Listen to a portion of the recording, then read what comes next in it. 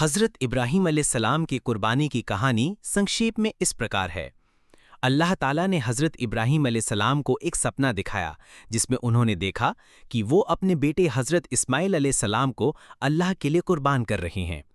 یہ سپنا واستو میں وحی یعنی اللہ کا حکم تھا، اس لیے حضرت ابراہیم علیہ السلام نے اپنے بیٹے سے صلاح کی۔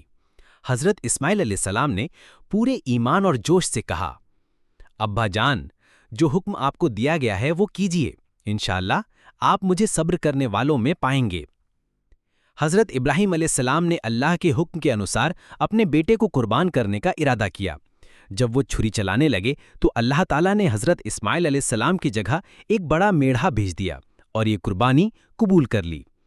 یہ گھٹنا ہمیں سکھاتی ہے کہ اللہ کے حکم کے سامنے اپنی سب سے پیاری چیز بھی قربان کر دینا ایمان کی ایک بہترین مثال ہے۔ اسی کی یاد میں ہر سال عید الاضحیٰ پر مسلمان قربانی کرتے ہیں۔